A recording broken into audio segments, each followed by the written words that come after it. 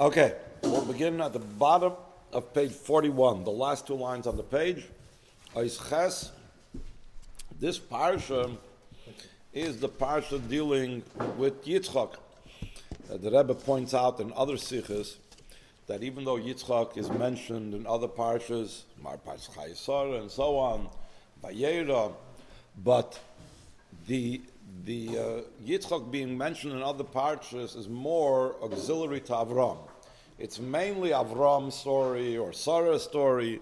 They talk about Yitzchak's birth or even Yitzchak's Akeidah, but it's even in the Akeidah of Yitzchak, there's not such a big deal made about Yitzchak. It's more about how Avram brought him to the Akeidah and so on. Yitzchak had very little input over there. The parsha that's primarily about Yitzchak is our parsha. So the Rebbe is going to talk about an interesting Maimer Chazal that it says about Yitzchak. Again, the bottom of page 41, we're beginning the Sikha now. Namar it says, when Moshiach comes, it says that specifically, more so than anyone else, it will be more so, even though in general now we say Avram Avinu, Yaakov Avinu, but when Moshiach comes, Yitzchak will be the one that's Avinu. Hadavar Muzbar B'Toras Chassidus Bekach She'inyonei Shel Yitzchak Hu Pachad V'Izbatlus Shehein Min HaTefois HaMiyuchodes Lizman Shel La'asid Lavei. When Mashiach comes, since there will be such a great revelation of Hashem, we will be completely nullified, completely bottled, completely consumed and subsumed in godliness. We'll be surrounded by godliness, like it says, Kamayim Layom Mechasim, like the waters covers the sea. So just like a fish in the ocean, it's alive, it exists. It's not that it doesn't exist, but it's surrounded by it, completely encompassed by the sea. The same thing when Mashiach comes, our awareness of Hashem will completely encompass us. The earth will be filled with the knowledge of Hashem, like the earth covering the sea. That was the avoid of Yitzchak. Yitzchak was known for his pachad of Hashem, like the pasuk says, pachad Yitzchak hayoli, that his relationship with Hashem was a relationship of awe, that he felt this awe and bittul to Hashem. This is why Yitzchak will express and is primarily connected with Mashiach's times. Yitachin shemishum kach nimtzoyim misper in yanim Yitzchak shem bedugma shal asid lavei. That's why the Rebbe says it makes sense that by Yitzchak there are a few things that are similar to Mashiach's times. So the Rebbe right away says the truth is not just Yitzchak, all the Avos, it says. Amnam klape kol Avos namar hit imon me'ein olam haba. Hashem gave all the Avos a flavor, a taste of the world to come. Ach etzlam izbata me'ein olam haba lagabe inyan hataynu gitim lavad.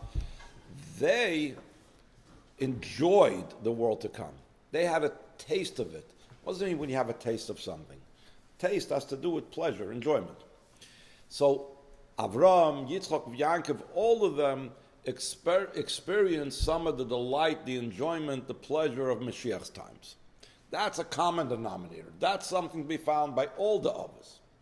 Yitzchak's connection with the world to come takes it a step further. His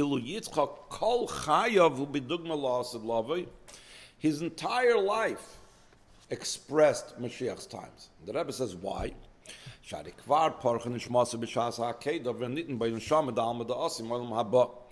brought down the Zohar that after the Akeidah, it says that Yitzchak's soul actually flew up out of his body. It left his body. And he got like a soul of Mashiach's times. Just like when Mashiach comes, it says there's going to be the resurrection of the dead, there's going to be Tchias HaMeisim. In a similar vein, Yitzchak got like a new soul from Mashiach's times already now. So what we have to wait for Mashiach's times, he already experienced in his lifetime. So that's why Yitzchak will be called Avinu when Mashiach comes, because he already is part of the Mashiach experience. Le'amite shel davar, loy bakach tamun yisrein she Yitzchak, shari inyan shel parcha nishmasei nimsa gam legabe acherim. Just that his soul flew out of his body, Yitzchak was not so unique. We find the Mamor Chazal that others experience this as well. There is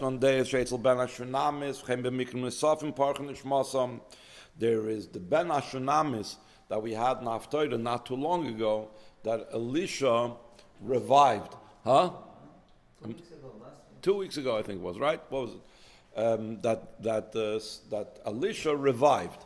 Now, you might just think, he did what's it called? When you blow CPR. He was doing CPR on him. That's what it looks like a description. He blew on him. He put his body on him. He walked around a certain amount. Then he blew on him again. You might have thought that the Ben Hashanamis never passed away. Comes to Chazal and say, no, his neshama flew out also. And there's different Mamar Chazal but other people. So Yitzchak was not unique that his neshama left his body and that he was revived, because others had that as well. Malose shel Yitzchak hi bekach she'amnam haya lamayla me'olam al shemisham ishpia v'himshach ba'olam ulkidlalon. There is really something more unique about Yitzchak, that once his neshama left, Yitzchak connected with a transcendent level, with a level above the world, beyond the world, and that beyond the world experience he brought back with him. The truth is, for example, every single night we go to sleep, it says our neshama goes up to receive more energy and more vitality, and some neshamas go to Gan Eden and they learn matters of Torah and so on. But when they come back into their body, true, they come back refreshed, but it's not usually imparting that spiritual experience that they had before. The same thing with all these people that their neshamas left their bodies and they returned. Okay, their neshamas left, they were out of this world. They came back, now they're in this world. Yitzchak, the Rebbe is going to point out, was unique. Yitzchak, when he came back into this world, he still retained the out of this world experience. And the Rebbe is going to prove this by a whole type of approach, by first calculating how old Yitzchak was, how old Esav was when Avram passed away, as we'll soon see. How old Esav was when Avram passed away, etc. It says about Yaakov and Esav that they grew up. And then it says Esav went out into the field to hunt, and Yaakov was sitting in the tents, and then he came back from the field, and he said, give me some lentil soup. He gave him whatever. But the specific expression that it says, Vayigdalu hana'arim, what is the meaning by the terms, and they grew up? What does that growing up signify? Nidrish shebishah shahayu b'nei yud gimel shana, zeh pirish labati midrashes, zeh pirish la'avdei elilim. They grew, meaning they reached the age of maturity in Jewish law. They turned 13. And now they went their separate ways. One went to idolatry, and one went to a Beis Medrash to learn. So the Gemara, to the Tosfos, Umakshim al Kach, they ask about this.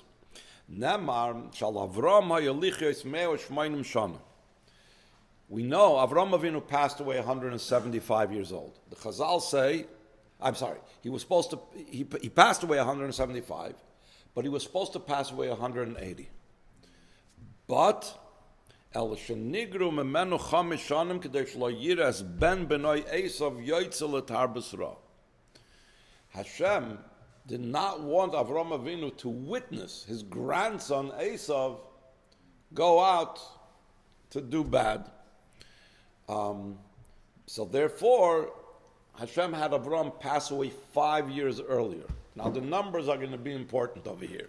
Keep track of the numbering. According to what we just now said, that Esav and Yaakov were 13 years old when this guy went to yeshiva and the other guy went to idolatry. When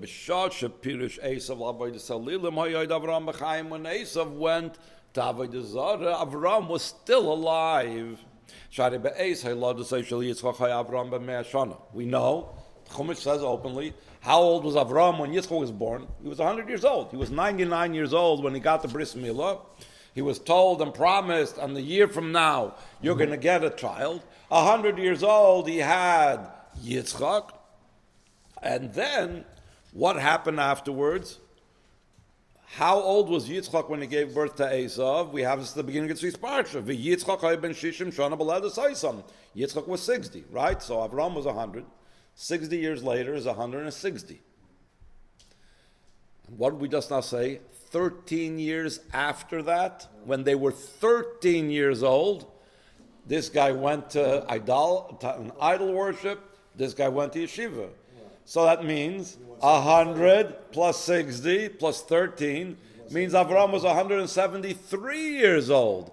And the Medrash says that Hashem made him pass away 175, so you shouldn't see. What do you mean?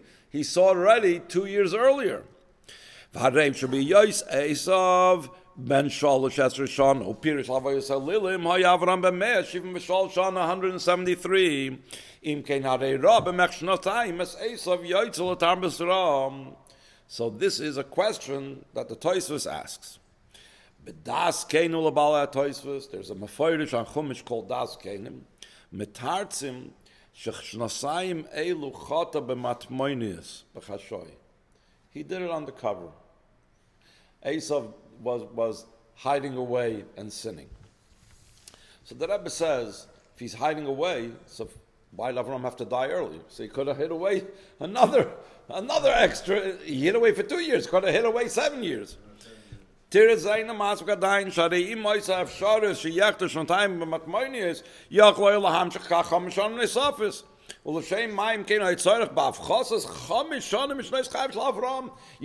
5 years away from the life of Avram Avinu. For what? Let him hide another 5 years. So then, there's a sefer called Asaram Amaris V'chein B'Shem Rivkah Yeshnei Tiritz Noisef. Yitzchak went to the Akeidah. They calculated he was 37 years old. Rivkah was only born when Yitzchak went to the Akeidah. 3 years later, when Yitzchak was 40, was when Yitzchak and Rivkah married. What was Yitzchak doing for 3 years? So it says, "B'meshch hashanim shehimtim Yitzchak mi'az ha'Akeidah ad shetir Rivkah bas gimel shana miyem echad." For those 3 years that he waited for her to be of marriageable age, ha'yesharui b'Gan Eden. Yitzchak was in Gan Eden. We said, you remember, we said by the Akeidah was part of Nishmasoi. His soul flew out of his body. So he spent those years in Gan Eden, 3 years, waiting for his bride to be ready.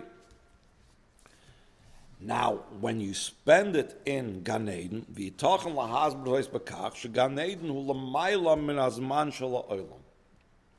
Rebbe is soon going to bring an example of it. When you're dealing with the spiritual worlds, time doesn't work the same in the spiritual realms the way it works down here. I'll give you an example from something else, and soon he's going to bring a different story. It says that the Arizal, I believe, was able to see on a nap, a Shabbos afternoon, which was like an hour or two, what's impossible for him to explain for 60 or 80 years, what type of insights into Torah he saw. So it's explained, why is that so? Because as you go up higher in the spiritual world, time is more compressed. What takes place over here over 60 and 70 years takes an hour or two in the spiritual realms. And as you go higher, it gets more and more compressed. Perhaps it could be likened like you have a ray of sunlight. The closer it is to the source of wherever it's coming from, the narrower the band is. It might be more intense, but the narrower it is. And then that very same ray is what spreads out over a further thing. The Alter Rebbe also says in Shulchan Aruch, he says this, that in Eretz Yisrael, Yom Tov is 1 day. In Chutz La'aretz, Yom Tov is 2 days. Why? Because Eretz Yisrael is closer to Ruchnius, so therefore it's in a narrower band, if you will, and when it spreads out to the rest of the world, it spreads out over a further amount of time, over 2 days. So Al Kapanim, Gan Eden, the spiritual realms, is beyond time as we have it here in this world. So listen to this. Ulefiza, Hare B'shah shenoldu Yaakov Esav kvar avru l'mayla mishishim v'shtayim shanim mi'oz hayladisay shel Yitzchak. Ulamaisa haya oz rak ben shishim shana ki b'shanim shahaya began Eden haya l'mayla me'azman. Yitzchak, if you looked at the date when he got married, on the calendar date, he got married not 60 years later. He got married 62 years later. But those 2 years and something that he spent in Gan Eden, he didn't age. Because he didn't age, he was called a 40-year-old when he married Rivkah, and he was a 60-year-old when he gave birth to Esav and Yaakov. But as far as Avraham was concerned, Avraham was still in this world. Since Avraham was in this world, so Avraham was not 173 years old when they became bar mitzvah, and he wasn't 160 years old when they were born. Avraham was 162 years old and whatever when they were born. He was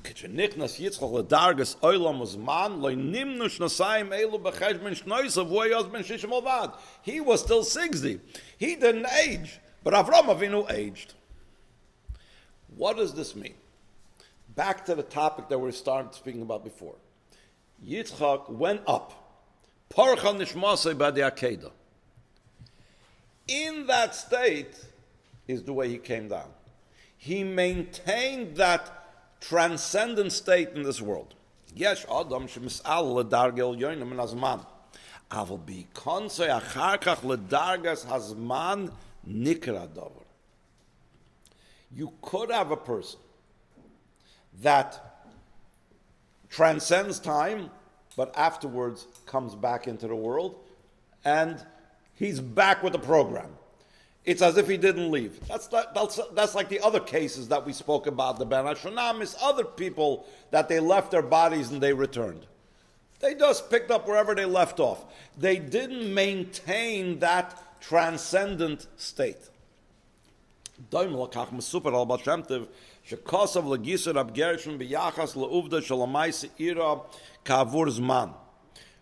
That there was a whole story, I don't remember right now the details. If somebody remembers the details, they could relate it. That the Baal Shem Tov gave Reb Gershon Kitover, his brother-in-law, a letter to be given to a certain head of a community in a certain town. And Reb Gershon Kitover put it in his jacket.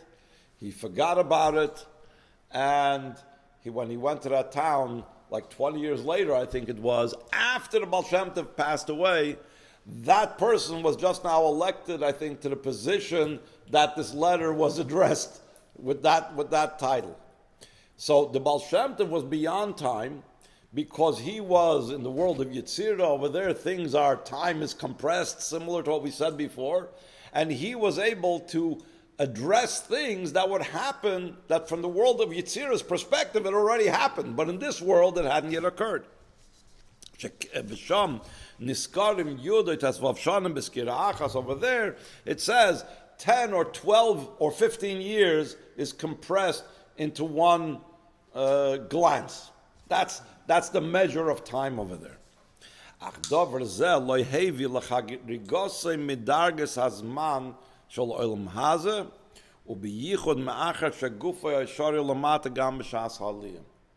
Baal Shem Tov, and perhaps similarly the story we brought before with the Arizal, did not leave the physical limitations of time. He just had like a glimpse of something beyond the world, but he still operated under the different disciplines of this world and time. We don't say that he lost any years, that he was younger or whatever because of it, especially since his body was down here. Masha'enkin Gabi Yitzchak, it doesn't just mean that his neshama left him, his body was also in Gan Eden. His body went into Gan Eden, so he was beyond this world. And what happened? The main point that the Rebbe wants to say here in the Sikha is, when he returned to the world, he remained still in a connected state with that transcendent level, with that level beyond the world. It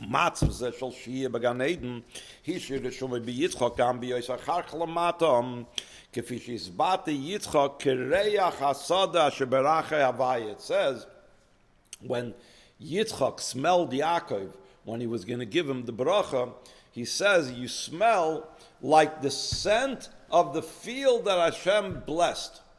And Chazal explained, what does it mean? The field that Hashem blessed, what's it talking about?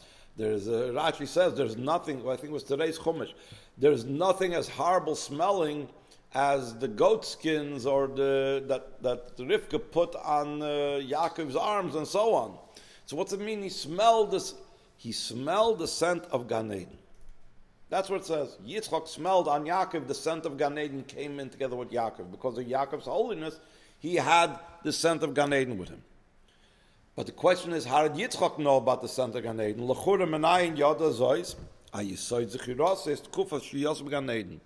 He remembered what took place when he was in Gan Eden.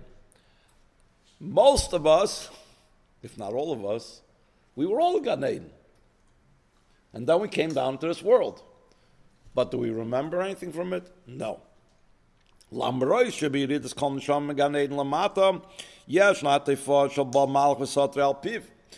neshama comes down here on this world, so a malach comes and flicks the baby's upper lip. So that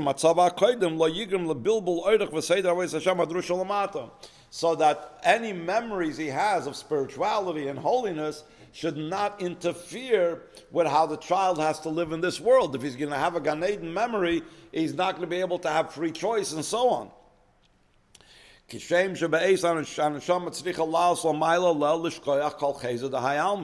truth is, it works the other way as well. When a neshama, after 120, passes away from this world, it also needs to forget any type of memory of this world. The experiences of this world is baggage and blockages to really appreciate godliness. And there's different processes that the neshama goes through to remove this awareness and this consciousness of this world to be able to join with Hashem in Gan Eden. So it works both ways. It's a two-way street. When the neshama comes down here, the malach comes, makes sure the neshama forgot what went on Gan Eden. When the neshama has to leave this world and goes up, it has to forget what's going on in this world. But Yitzchak was unique. Yitzchak, and that's why he's like Moshiach's times, he was able to bridge the gap. He had both things together. He had the Gan Eden in this world. He lived a Gan Eden world in this world. Razal Enker Novsal Shloisham V'Nemara Hezbollah Kach Sha'ashoyni Ben Ashvatim La Avisum She'ein Hechlech She'timtze'ena Ben Nafshi She'kol Ben Yisrael Kol HaMadrega Sh'cholech Ben Ashvatim V'ilu Madrega Is HaAvis Yeshno Menefesh Kol Yehudi. The Chazal were very exact in saying, who do we call the forefathers? In English, patriarchs. Avos. We only call Avram, Yitzchak, Yaakov Avos. We don't call the Shvatim Avos. We don't call Moshe Rabbeinu Avos. We call him Rabbeinu. Fine. We don't call him Avos. Avos means a father gives over from himself, he gives over an inheritance to his children. Which means like this. Shvatim, not every Shevet's avoida, what every Shevet stood for, needs to be reflected by me. If I'm from Shevet Reuven, or I'm from Shevet Zvulun, or I'm from Shevet Yehuda, fine, That's my line of connection with Hashem, their particular service of Hashem. But I don't really connect to such a degree with all the other Shvatim that I'm not from. But the Avos, Avraham, Yitzchak, and Yaakov has to do with every Jew. And every Jew can and must incorporate within his life what Avraham stood for and was about, what Yitzchak stood for and was about, and Yaakov stood for. Every Jew says, Elokei Avraham, Elokei Yitzchak, Elokei Yaakov. We don't say, Elokei Zvulun, Elokei Moshe, Elokei David HaMelech. Why not? Ki kol echad min ha'avis manchil me'oirach avodah siyua l'chol Yehudi b'avodah hu. Whatever Avraham stood for, whatever Yitzchak stood for, whatever Yaakov stood for, is given over by way of inheritance to each one of us. And it assists us and helps us in what we're supposed to accomplish. Moving Gan Eden ba'olam sheshar al gabi Yitzchak yesh lo negia yeshira l'chol ben Yisrael. So therefore, now applying this to our topic, what Yitzchak experienced, this bridging of the gap of Gan Eden with our world, since Yitzchak is one of the Avos, it also has to do with us. It's not just, well, Yitzchak experienced this, great for him, but it has nothing to do with my life. No. He's one of the forefathers, he's one of the patriarchs, it impacts me, it influences me, it empowers me. In a similar vein, totally different example, where we see that something could affect everything else, it's Shabbos. Minei mizbarch and kol yomim from Shabbos, all the days of the week get their bracha. In Yonashal Shabbos, who is alles lamaylam chinazman. Shabbos is also about transcending time.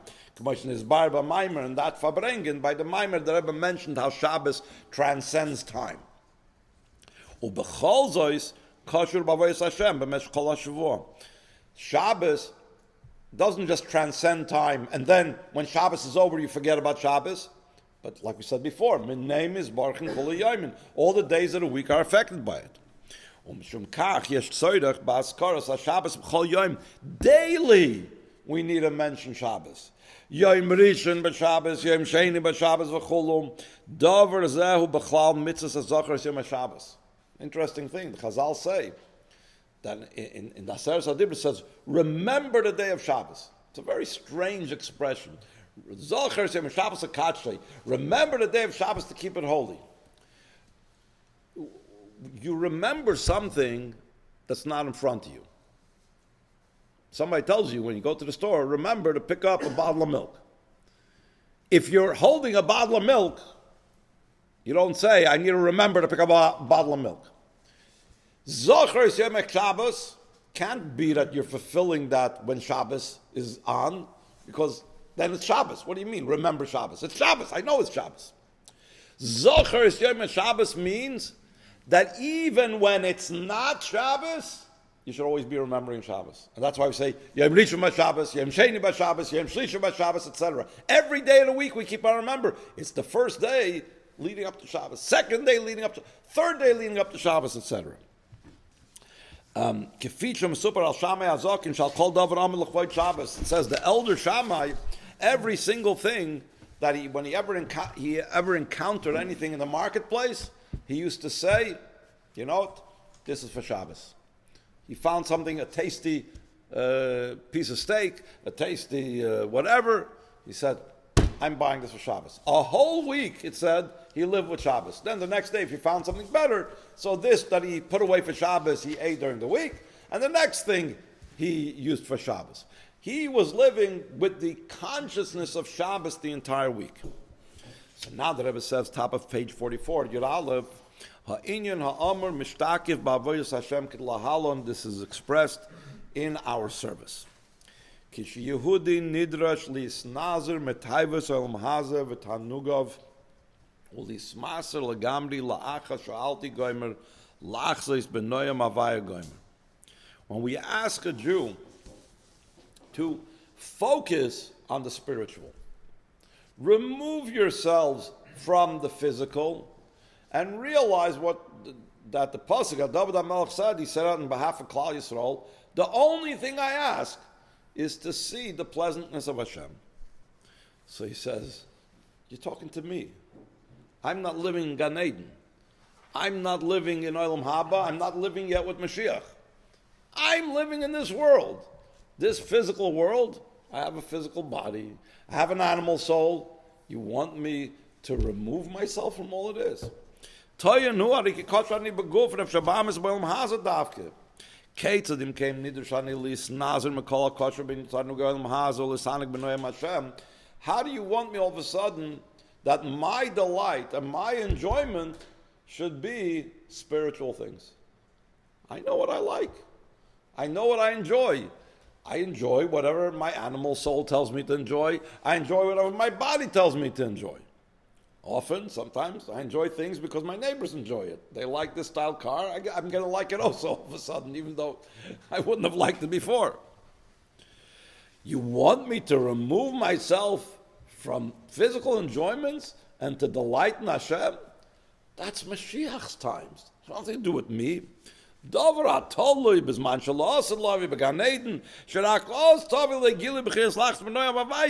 Mashiach comes, that's when we'll really enjoy godliness. But you want me to experience this now? That's not my world. That's not who I am now. That's not my experience. Hatshuv al kachi kol ben Yisrael nitn lo yakoyach melekei Yitzchak liizboinen liistakel beinyan shel la'asid lo v'gan Eden ad la'asogas dargas re'ei reich v'goymer shekol tanuge olam haze af tanuge emes einay ela psoiles tanuge Gan Eden.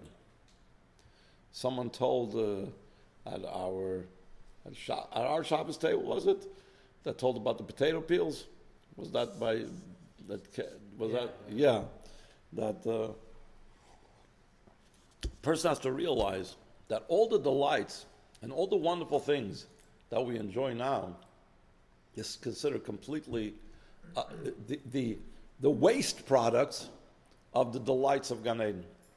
That person gave an example, a whole long story, whatever, about this person that was growing up, a child that was growing up in the death camps, Rahman Litzlan, and he had over there, his greatest joy was when his father managed to sneak him some potato peels.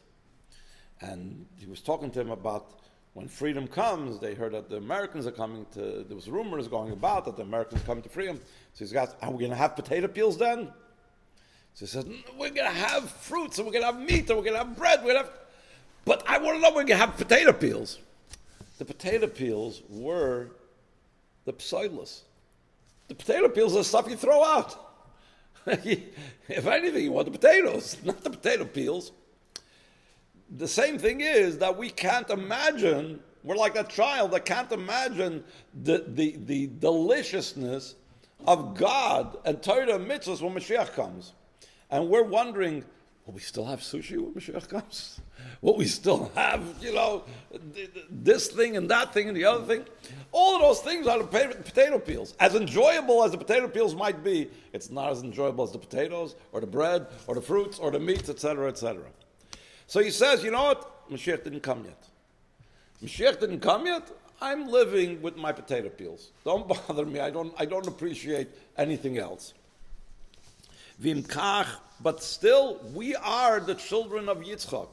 And because we're the children of Yitzchak, Elokei Yitzchak imparted this to us, the capability to start recognizing that we shouldn't be involved in potato peels.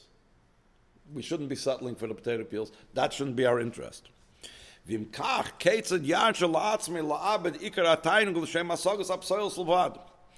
like to give an example of this.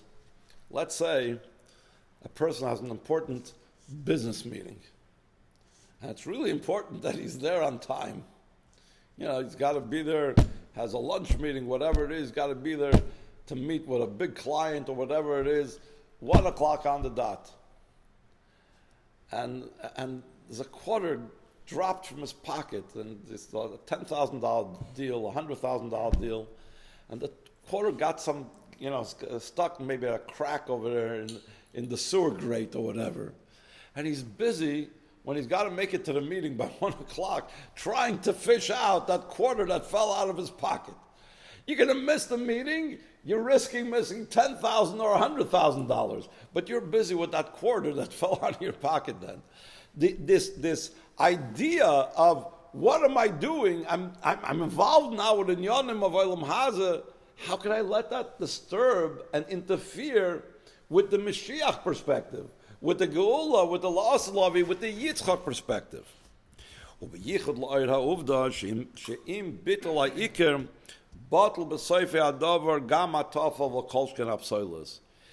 I'm going to miss the main thing, if I miss the boat, then I miss everything. I should be focused on the primary thing, not on secondary and waste products.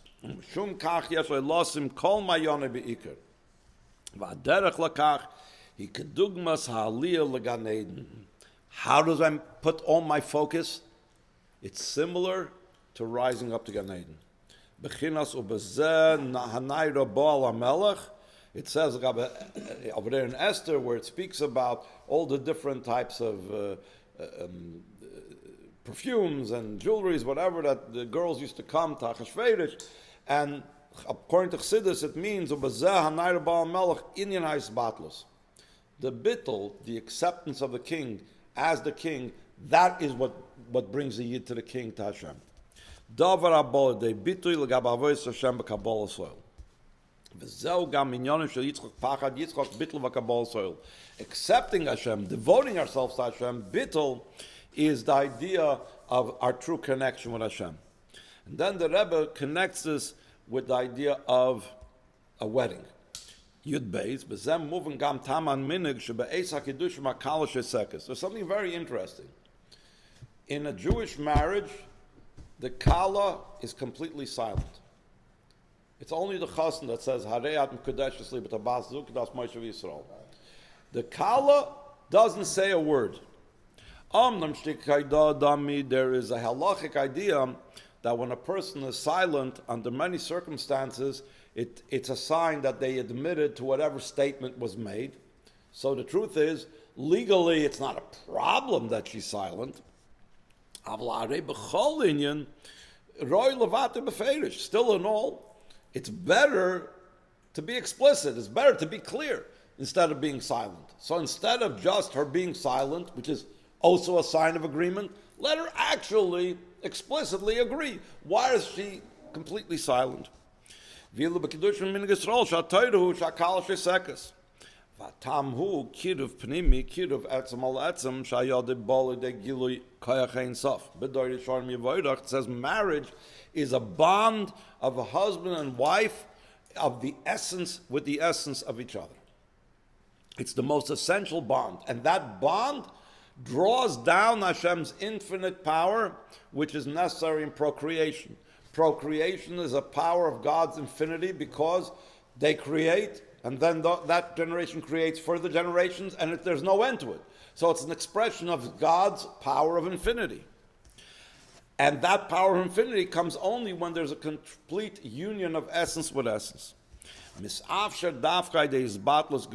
is possible only through a full bittul, which means also as well, the Jewish people's relationship with Hashem is like He is our groom, He is a chassan, and we're a kala, we're the bride. So if we really want to join with Hashem, it doesn't come from my asserting my independence, it comes from my bittul of Yitzchak, from my acceptance and devotion that I don't even open my mouth. I accept completely and follow Hashem completely. Through